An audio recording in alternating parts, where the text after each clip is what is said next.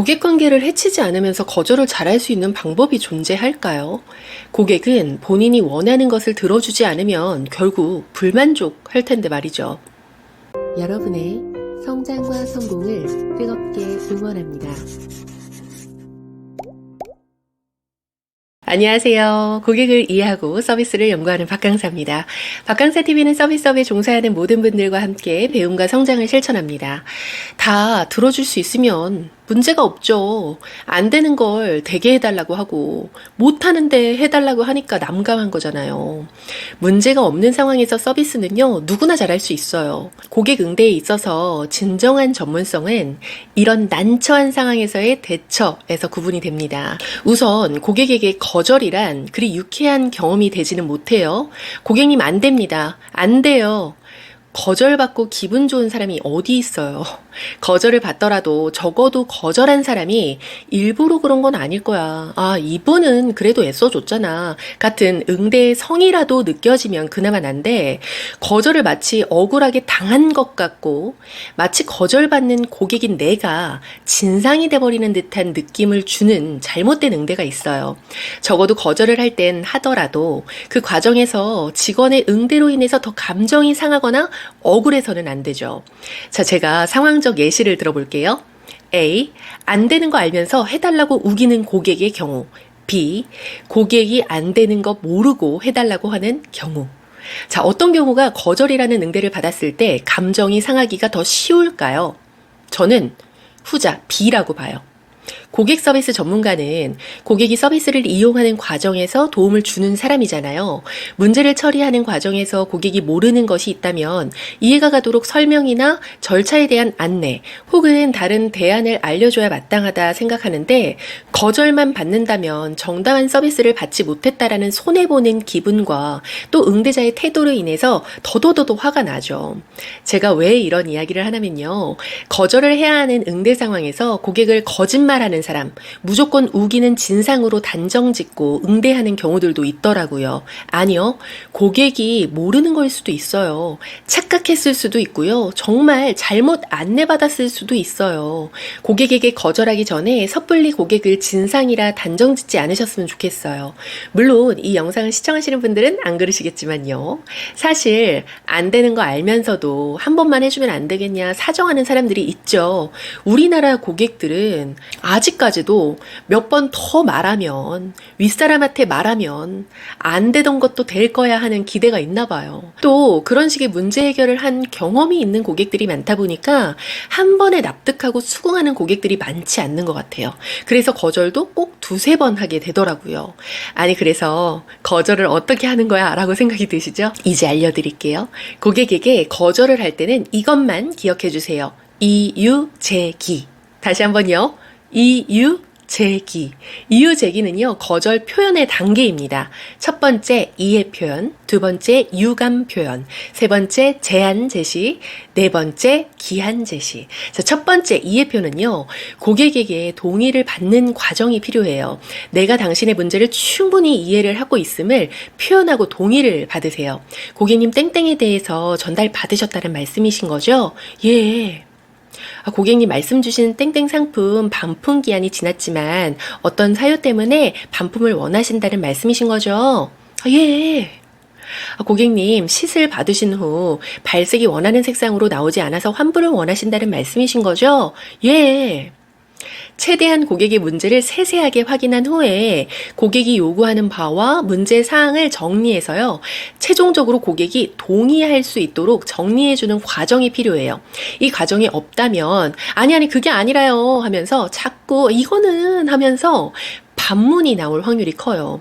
협상에서 상대에게 초반에 동의를 얻는 것은요, 그 다음에 제한되는 내용에 동의를 구하기 용이하기 때문에 거절을 할 땐 하더라도 거절 시에 사전에 동의를 받아주세요. 만약 고객이 감정적으로 표출을 하고 대화할 준비가 되어 있지 않은 흥분한 상태라면 이 단계에서 한번 쉬어가기가 필요해요. 고객님 땡땡에 대해서 처리가 어려운 것으로 알고 있지만 혹시 다른 방법이 있는지 제가 다시 한번 확인해보고 연락드려도 될까요? 여기서도 예 하겠죠.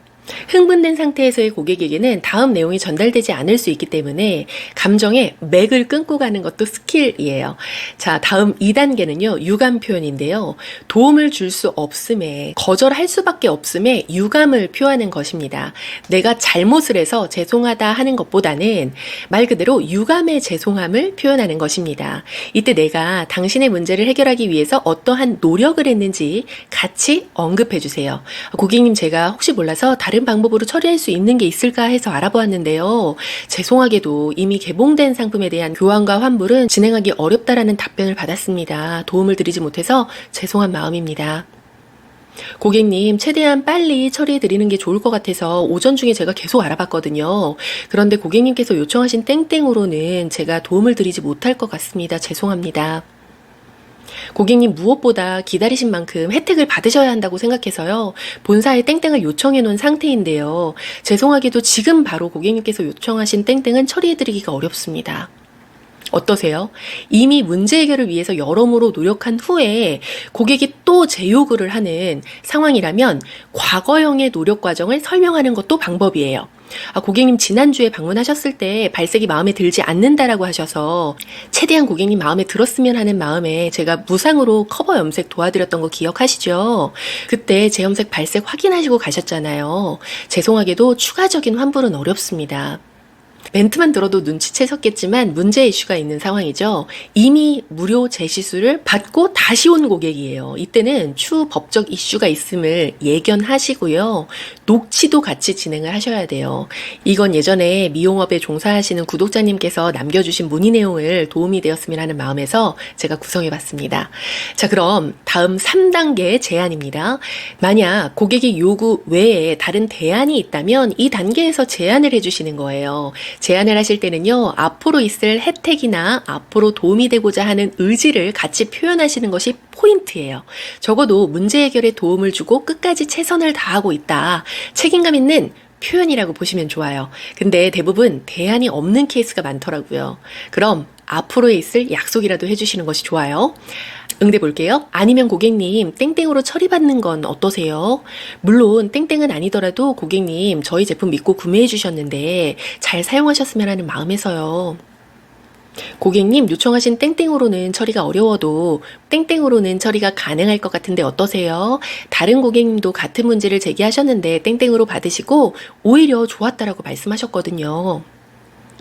고객님, 제가 신뢰를 회복하고자 하는 마음으로 환불은 어렵지만 직원 할인가로 최소 금액만 추가 지불해 주시면 땡땡으로 제공해 드리는 것은 어떨까요? 고객님, 지금 당장 접수해 드리는 거는 어려울지라도 혹시라도 저희 취소자가 생기면 재연락 드리는 것은 어떨까요? 고객님, 괜찮으시다면 땡땡에 대해서 지금 당장 변경은 어렵겠지만 고객님 말씀해 주신 사항 추후라도 개선될 수 있도록 본부에 내용 전달해 드리는 건 어떨까요? 필요하시다면 본사 공식 답변도 받으실 수 있도록 조치하겠습니다. 잘 따라오고 계시죠? 제안은요, 고객이 거절을 할 것 같아서, 어차피 원하지 않을 것 같아서 내 마음대로 제안을 하지 않는 것이 아니라 고객에게 거절할 거리라도 주는 것이 최대한의 성의 있는 응대의 포인트라는 걸 잊지 마세요. 마지막 단계 기한입니다. 이렇게 제안까지 했는데 싫다, 무조건 해달라 요구하는 건 더 이상의 응대를 이어나갈 수 없는 부분이에요. 그래서 응대 기한, 나의 업무 범위의 한계점임을 밝히는 것이 필요합니다. 고객님, 제가 안내해 드릴 수 있는 부분은 여기까지입니다. 고객님, 제가 해드릴 수 있는 사항은 요청을 하셔도 드릴 수 있는 답변은 동일합니다. 고객님, 제가 도움을 드릴 수 있는 방법은 모두 안내해 드렸습니다. 여기에서 응대 포인트가 보이시나요? 더 이상 안 돼요. 부정적인 거절을 하기보다는 끝까지 내가 할 수 있는 영역에 대해서 어필하고 있어요. 이렇게 고객 응대 시 거절을 하실 때는요, 이유, 제기 해주세요. 뭐였죠?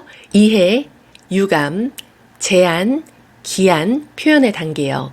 제 개인적인 관계라면요, 누구보다 칼같이 싫어, 안 돼, 바로 자를 수 있어요. 그런데 비즈니스 상황에서 특히 고객과의 대화라면 최대한 이 절차를 지키려고 노력하죠. 왜요? 비즈니스 관계니까요. 이렇게 했음에도 불구하고 안 되는 걸 계속 해달라고 우긴다고요? 이건 업무방해예요. 더 세게 요구한다고요? 블랙 컨슈머예요. 그 고객이 강성이라서, VIP라서, 반복적이라서 안 되는 걸 되게 해주는 것은요, 기준을 무너뜨리는 공정하지 못한 서비스예요. 오히려 건강하지 못한 고객 관계 관리를 만들어서 오히려 건강한 고객들이 피해를 보고 떠나야 할 이유를 만들어주는 잘못된 응대가 될 것입니다. 아까 잠시 언급드리기는 했지만 무리한 요구에 거절을 하실 때는요, 내 응대가 얼마나 최선이었고 정당했는지 근거로 만들기 위해서 꼭 녹취하세요. 아마도 우리가 녹취를 하기 전에 고객은 이미 녹취 중일지도 몰라요. 좋은 서비스는 거절하지 않는 서비스가 좋은 서비스가 아닙니다. 거절을 건강하게 잘하는 서비스가 좋은 서비스인 거죠. 지금까지 여러분의 성장과 성공을 뜨겁게 응원하는 박강사였습니다. 감사합니다. 화이팅! 응원해요 여러분. 성공과 성공을 함께하는 박강사가 있어요. 안녕.